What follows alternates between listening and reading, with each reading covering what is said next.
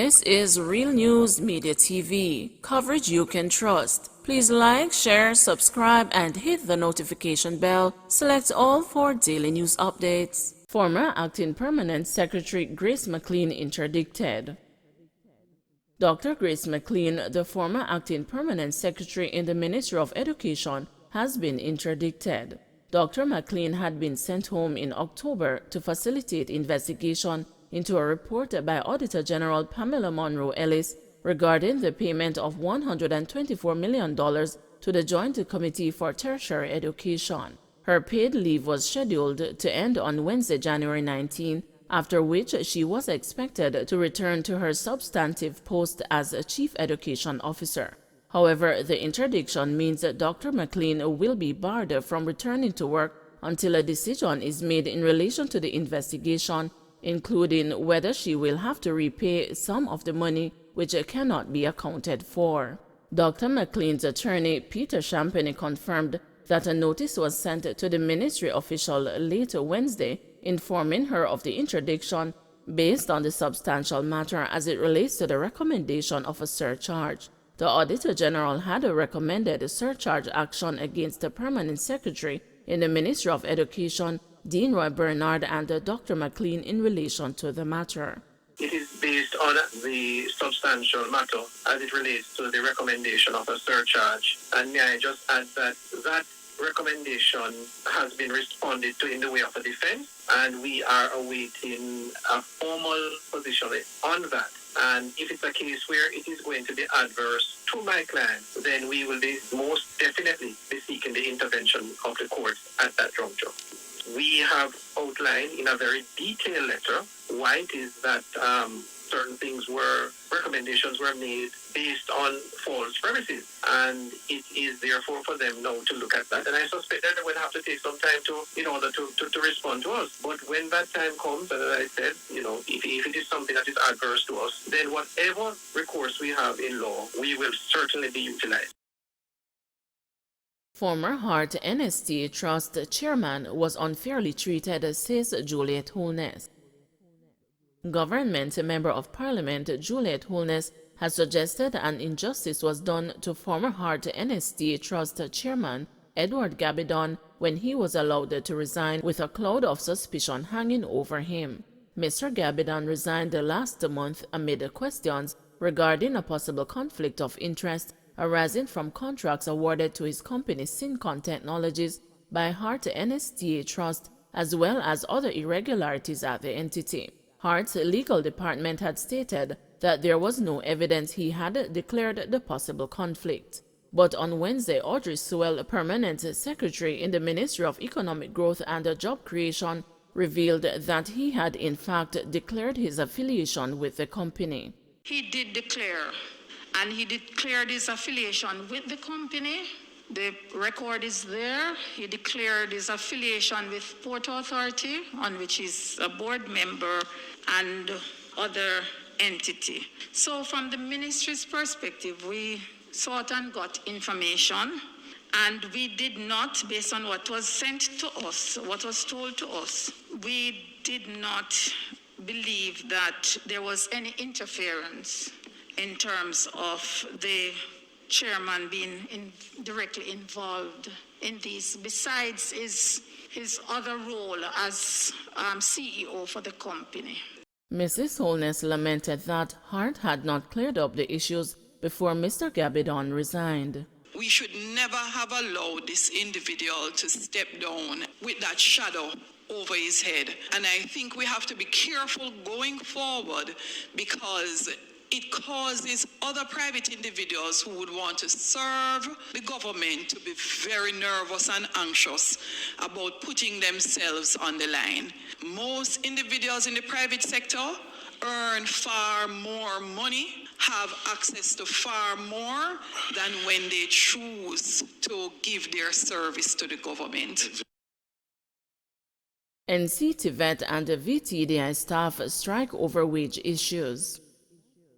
Some employees at the National Council on Technical and Vocational Education and Training and the Vocational Training Development Institute on Gordontown Road in St. Andrew are on strike. The employees with placards in hand walked off the job on Thursday morning in a protest concerning pay and contract issues. They are calling for the Ministry of Education to meet with them. Earl Samuels, National Workers Union delegate for NCT Vet, said the transitioning of the agency from the Hart NSTA Trust has left the workers in limbo. For the past 3 years, we have been transitioning. As a result of this, our contract workers cannot get longer than 3-month contracts. You cannot carry a 3-month contract to the bank to get a mortgage or a car loan. Similarly, persons can't even travel overseas in some instances because the embassy does not like to see short-term contract letters. At the same time, Hart has approved a new salary package for their workers, persons on their structure, but we are still being paid the old salary and still carrying out Hart Trust's mandate to train and certify persons. Caroline O'Connor, the Jamaica Teachers Association delegate for VTDI, said employees at that entity are facing similar challenges. So the VTDI at this time need answers. We have issued a 17 points. Here it is. We will give to the ministry, to Hart Trust, for them to action. And yesterday we met with them at the Ministry of Labour, and of the 13 points that we have outlined, we are only able to get answers about 2. St. Thomas police probing skeleton remains found during search for woman. The St. Thomas police are now probing the discovery of skeleton remains suspected to be those of a human being in Hearties in the parish. The remains were found in bushes on Thursday by a team of cops and firefighters searching for the missing 25-year-old Abigail Jackson.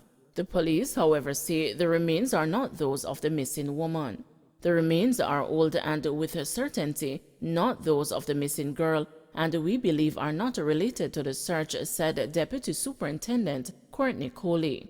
The remains were found in the hills well beyond the precinct of her yard. They were removed by a team of crime scene investigators for processing. In the meantime, the search for Jackson continues. The police say the woman who lived in Miami Lane, Hearties, disappeared from her home between 10 p.m. and 11 p.m. on Sunday. Community members say Jackson is not very well known as she recently moved to the community where she was staying with family.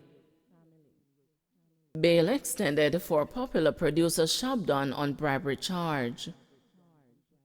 A corporate area judge has extended the bail for dancehall producer Shabdan, who is accused of attempting to bribe a cop in a firearm case. Shabdan, whose real name is Linval Thompson, is to return to court on March 28.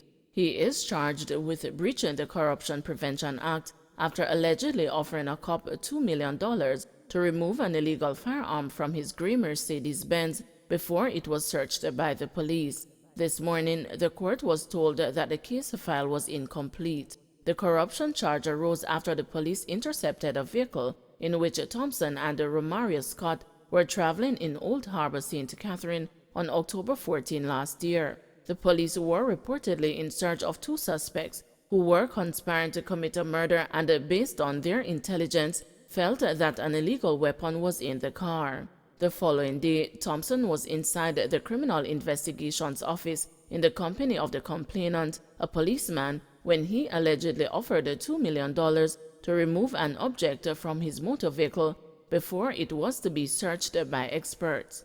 The complainant reportedly declined the alleged offer and subsequently informed his supervisors of the offer. There were no eyewitnesses to the alleged attempt by Thompson to corrupt the process. Thompson was subsequently charged with bribery. He and Scott were also charged with illegal possession of firearm and ammunition. Attorney at law Donahue Martin is representing the producer. Jamaica reports 860 new COVID cases, 6 deaths. Jamaica reported 860 new cases of COVID-19 and 6 virus-related deaths on Wednesday. This pushed the total number of cases of the virus since the start of the pandemic to 116,944 and the death toll to 2,561.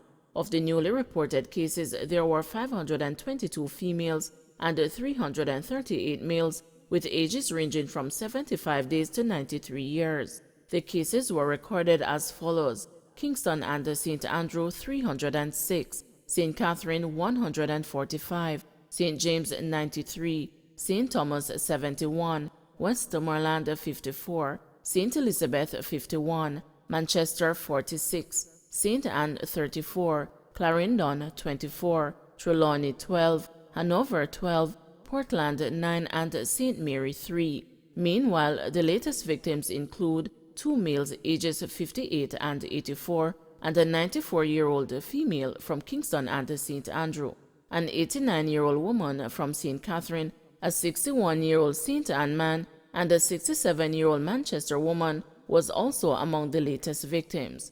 2 deaths were reported under investigation. According to the latest statistics from the Ministry of Health and Wellness, the country also recorded 199 new recoveries, bringing the total number of recoveries to 67,880. The country's positivity rate now stands at 47%. There are 542 people hospitalized, 20 of them critically ill. There are 14,478 confirmed active cases on the island. Don't forget to like, share, subscribe, and hit the notification bell. Select all for daily news updates.